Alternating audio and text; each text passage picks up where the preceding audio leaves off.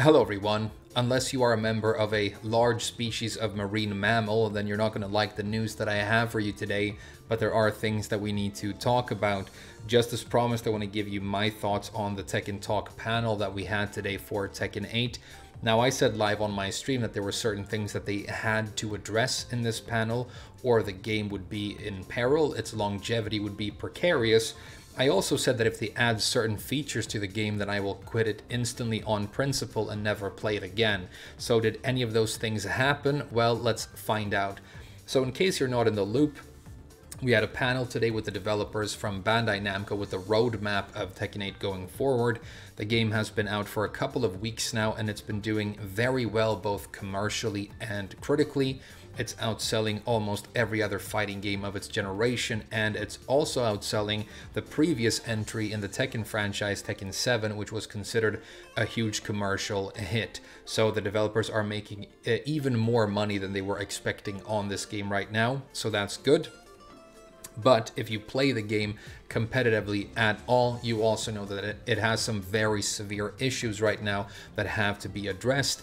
The first one being balance. This character on the right here, in case you didn't know, is currently extremely simple to play and about 6 times more powerful than most other characters in the roster.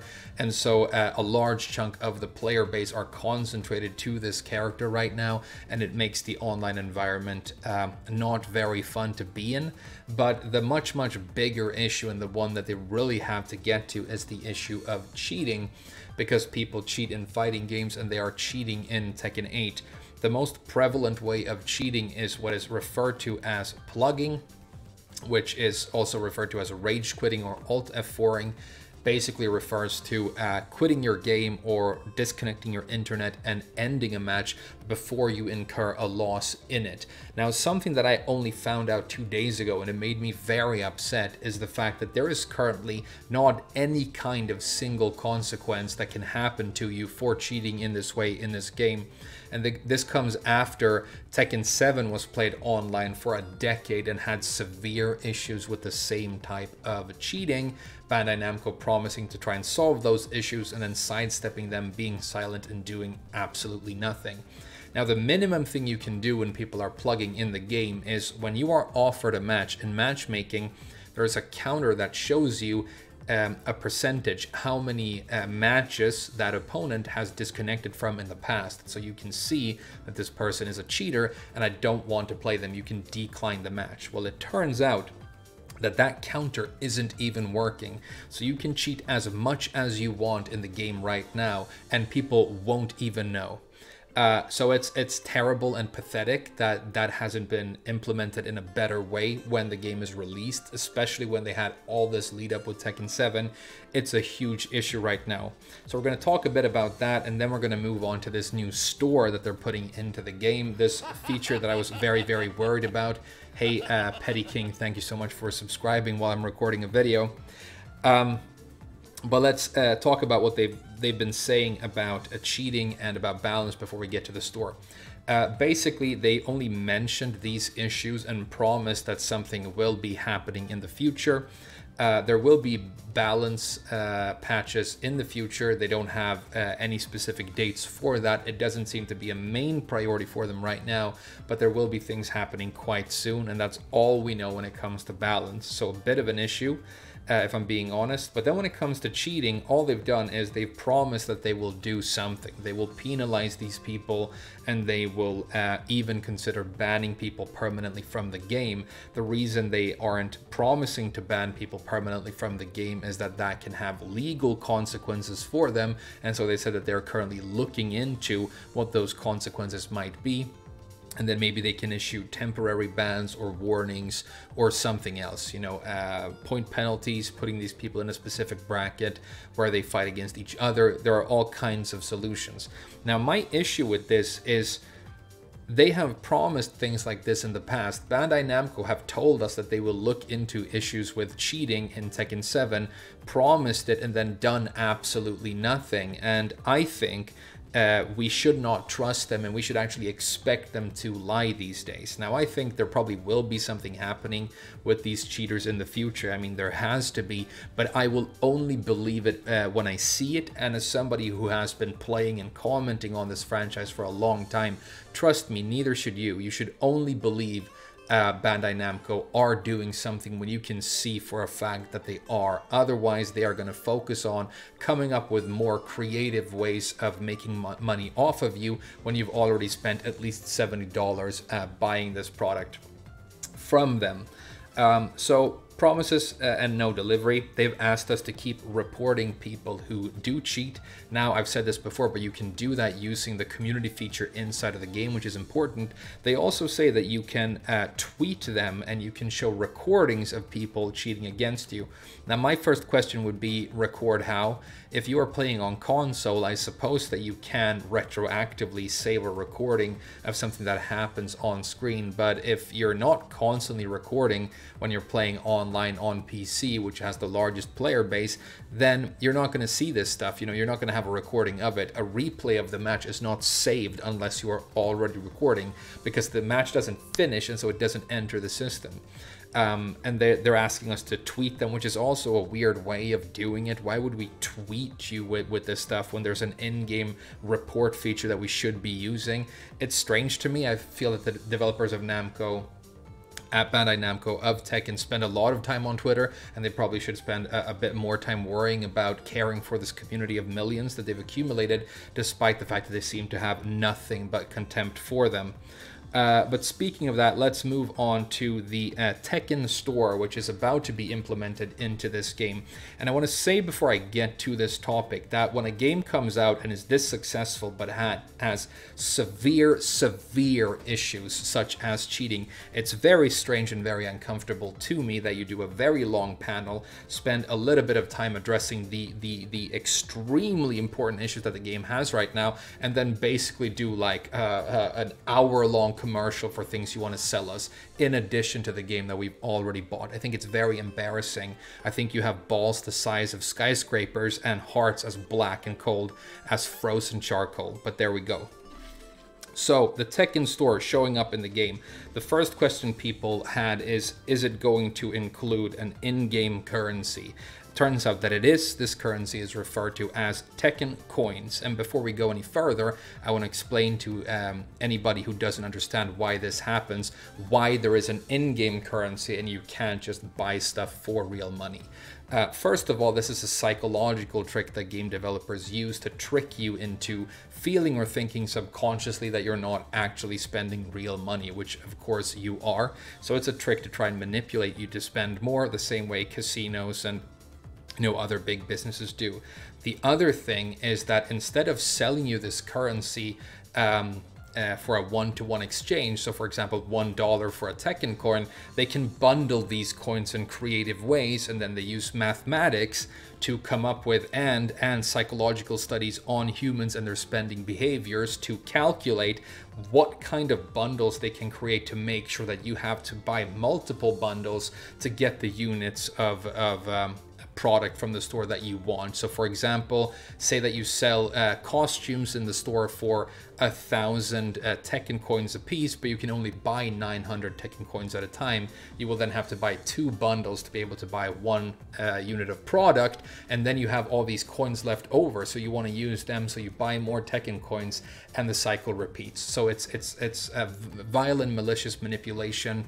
And it's calculated. There are very successful people in the fields of psychology who study this academically, who collect data on you and find out how to manipulate you in the most effective ways, and that information is then sold to large billion-dollar companies like Bandai Namco, and they use it to try and trick you out of more of your money. So that is why you can't buy things in the Tekken store for dollars or Swedish crowns or euros or whatever. You have to buy this secondary weird currency. They like to refer to them as premium currencies in these games, and I would caution you to be very careful about accepting these established industry terms like premium currency and battle pass. These are buzzwords that the industry comes up with as euphemisms to refer to things that are actually more complex and really quite dark, and so you should refer to them with descriptions that actually describe what they are. So we know that this store will be focused around selling mainly cosmetics for characters and avatars, it looks like so far. Now it's going to be $4 for one skin for one character. I looked on Steam, and if you want to buy a DLC character, for example, Anna in Tekken 7 right now, you can buy that character for the equivalent of $6. And I'm pretty sure that Anna comes with her Player 1 costume, her Player 2 costume, a pirate costume, and her Chinese dress costume. So at least 3 or 4 costumes bundled with an actual character at the price of $6. But they now want you to buy individual costumes for $4. So yes, the price is very high and very embarrassing in my opinion. But there you go. I also want to talk about the fact that this store is being revealed and implemented now, and why we didn't know anything about this before the game launched. And this is another manipulative trick by Bandai Namco to make sure that they face as little backlash as possible. Thank you again, the Jaggernaut, for subscribing. I should have turned off that feature before I started recording. I'm sorry, but very grateful.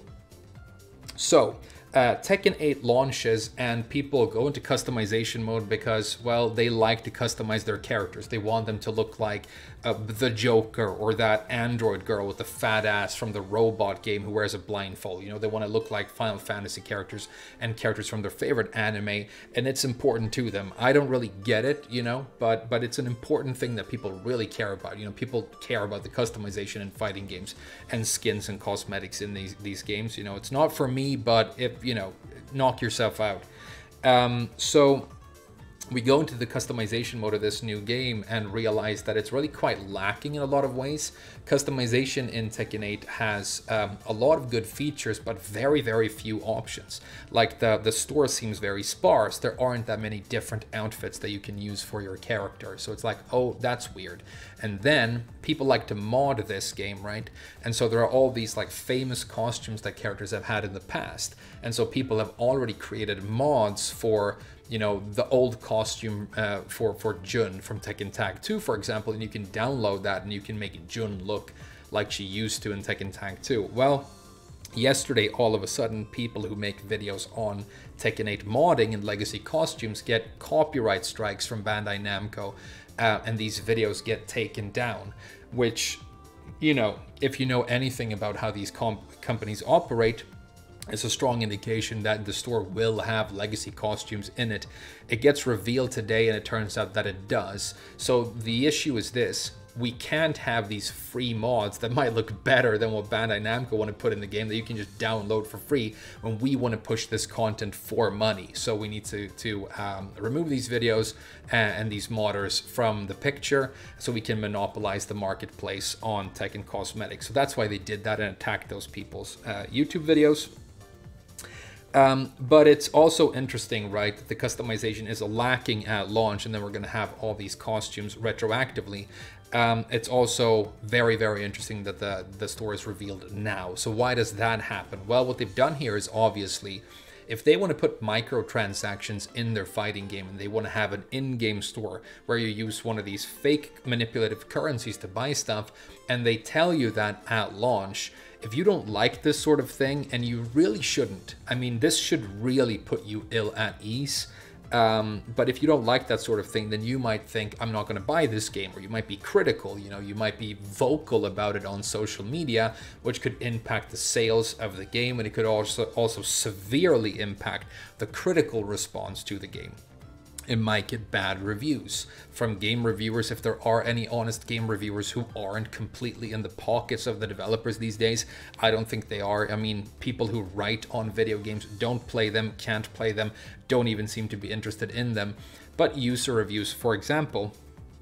So what you do is you launch the game with some cosmetics, you get a good critical response, and you get sales that are very successful, and then after that you unveil this feature that you obviously had planned to begin with. And I mean, I don't even have to say this, it's obvious if you're an adult human being with a brain in your head. These cosmetics and these costumes that they are about to put in the game have been created months ago or years ago. They're prepared. They were They're in the files, and they didn't show them because this is the part of the game that we want to sell you again for more money later. It's not like they are developing these legacy costumes after Tekken 8 came out and now all of a sudden we want to sell them to you. No, this is content that was prepared and ready for the game, and they're going to sell it to you gradually along with DLC characters and all kinds of things. So that's a complete underhanded scumbag move as well, and it's the reason you feel that the customization options in the game is lacking right now, because the really good ones and all these different options have to be put in the store so we can make money off them twice. It's strange to me that you use basically a mobile game or free-to-play game model in your monetization when you've already sold the game for $70. People refer to that as a full-priced game, which it isn't. It's actually more than a full-priced game. I think people have already forgot the fact that games were $60, and then the industry decided that now they are $70, but this is actually a game that is priced more than full price, at least in my opinion. You know, there are people who have done calculations on this, and they've you know, adjusted for inflation and all the rest of it. I don't really care. It is, however, true that there are people out there, I mean, poor bastards, who have paid like $400 for the most exclusive special editions of this game, including all kinds of extras like figurines and stuff. And these people, if they want to have these legacy costumes for their characters, are still going to have to spend $4 a piece on them. Obviously, there is no way of earning these cosmetic rewards with in-game currency by playing the game. The in-game currency, the gold that you earn playing the game right now, is basically completely useless. You play a couple of matches and you have billions and you can buy everything in the store, and then that currency does not matter at all forever. So there you go. No way of earning the rewards any other way than opening your wallet. And I mean, if you are the target audience for this kind of monetization, let's be honest, you're more likely to open your parents' wallet. You're gonna go and pay for it with the money that your mother or father or, you know, guardian or whatever provides, because you are gullible enough that you're probably a young or not very intelligent person. I know that sounds unfair to say, and I'm trying to like not sound condescending to people who think that this is fine, but that's the next thing I want to address, because this thing has sort of split the community down the middle a little bit. Not down the middle, a vocal majority seem to be upset about this, as they should, but then there are still people saying, you know, the best meme I saw was like, don't go after this billion-dollar corporation trying to protect them. I think this is fine. You know, these prices are reasonable and they need this money to develop the game. And this thing of them having to monetize in these aggressive ways to afford putting more features into the game, if you believe that, then you don't know how a company works, and you should really sort of look into that, because it will be useful information to you as a consumer in the future. But that's not how it works. Tekken 7 doesn't sell X amount and then that money gets put, you know, in a jar, and then they use that to pay for the development of Tekken 8, you know? Money goes into the company. Most of it probably goes to shareholders, and then they look over what projects they have and what is selling well, and they decide on a budget for the new game. It's not cyclical like that. But I think we have two generations of gamers playing the same game right here. We have people like me who are old and decrepit, who remember what games used to be like, and who are adults who think about what it's like consuming other products in the modern world, but also remember what it was like before every single product that you buy was digital somehow. And then you have a generation of gamers that have grown up on social media with mobile games, with microtransactions and all these things, and they just compare the scumbaggery of the different in-game stores a little bit, and they think that this one seems quite reasonable, so they're not unhappy about it. Who's right? Well, I think the older people, I mean, in my opinion, but that's the sort of divide that we have right now, and you're gonna have to decide for yourself what you think. Hopefully, you know, this video has convinced you that Namco are in fact greedy, pathetic scumbags for doing this. They've released a really successful and good game, and the product is faulty in some very serious ways. It doesn't work because cheating is prevalent and allowed. There is no way of countering it currently, and the balance, which is the beating heart and soul of any any competitive fighting game is whack. And without really fixing or addressing or prioritizing those issues first, they are launching an in-game microtransaction store and trying to get more of your money when you've already spent a lot of money on this game, when they've already made millions and millions and millions. It's already more successful than it needed to be. Problem being that these people can never earn enough money, because that's not how it works. Now, is this store a deal breaker for me and I'm going to quit the franchise? Well, so far there is no paid power as far as I can see, and there is no gambling or gotcha mechanic as far as I can see, and those are the absolute deal breakers for me. If you are not only trying to take this money from people, but you're also trying to induce a problematic gambling behavior and preying on people who have a tendency to fall for that sort of thing, you know, trying to trick and prey on weak people, then I'm done. And if you can pay for any kind of advantage in a competitive video game like this, then I am done. But so far it looks like that isn't happening, and that's very, very good.